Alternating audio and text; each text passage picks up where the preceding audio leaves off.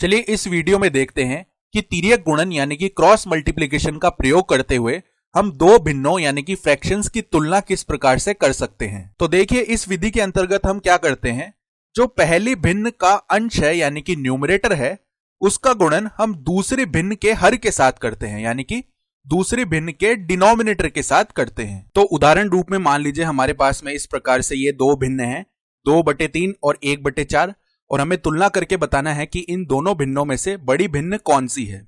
तो यहां पर हम क्या करेंगे, इस भिन्न का जो ये अंश है यानी कि न्यूमरेटर है, इसका गुणन हम इस भिन्न के हर के साथ कर देंगे, यानी कि डिनोमिनेटर के साथ कर देंगे।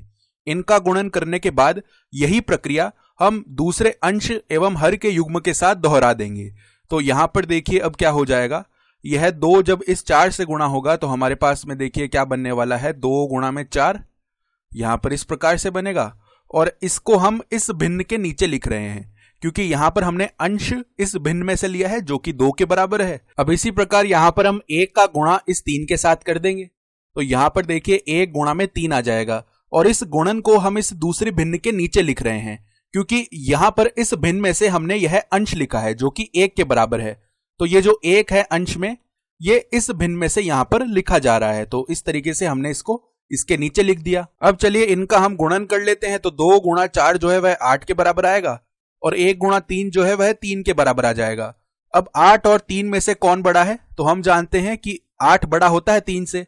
तो इसका मतलब हो गया कि यह जो भिन्न है 2/3, यह 1/4 से बड़ी आएगी।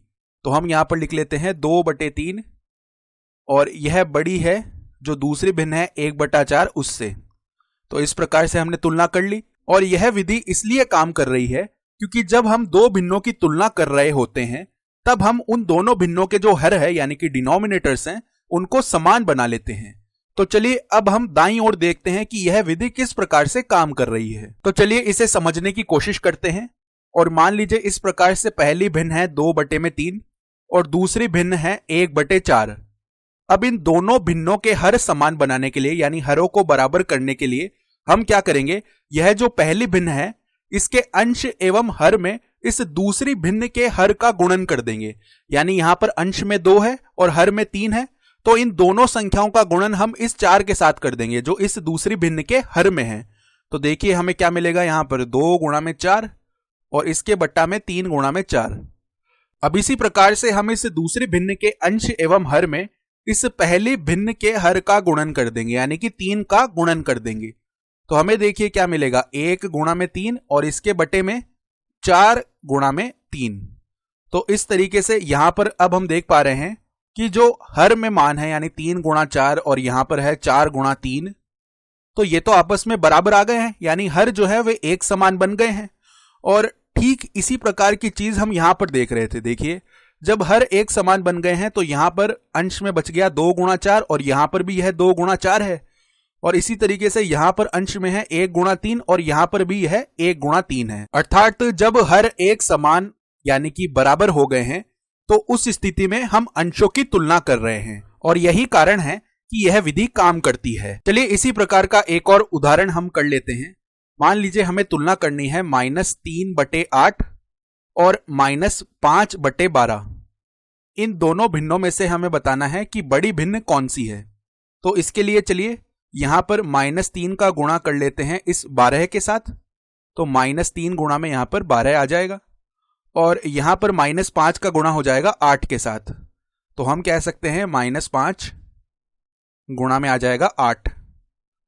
तो -3 गुणा में 12 कितना बन जाएगा, -36। तो इस प्रकार से यहां पर -36 आ गया। और -5 गुणा में 8 कितना हो जाएगा, -40। तो यहां पर हम -40 लिख लेते हैं। अब -36 और -40 में से बड़ा कौन सा है, हम जानते हैं -36 -40 से बड़ा होता है। तो इसका अर्थ हो गया कि हम जो ये चिन्ह है वह कुछ इस प्रकार से लगा सकते हैं, -36 -40 से बड़ा होगा। तो इसीलिए हम कह सकते हैं कि माइनस का जो 3/8 है यह भिन्न बड़ी होगी माइनस के 5/12 से। तो इस प्रकार से हमने तुलना कर ली है। और यह संपूर्ण प्रक्रिया करते समय हमें एक बात का अच्छे से ध्यान रखना है कि हम इस गुणन को उसी भिन्न के नीचे लिखें जिस भिन्न का अंश इस गुणन में शामिल है। जैसे कि यहां पर जो ये हमने -36 लिखा है, इसे इसी -3/8 के नीचे लिखना है, क्योंकि यहां पर इसका जो अंश है -3, यह इस गुणन में इस प्रकार से शामिल है। तो इस बात का हमें अच्छे से ध्यान रखना है। तो कुछ इस तरीके से हम तिर्यक गुणन का उपयोग करते हुए दो भिन्नों की तुलना करते हैं।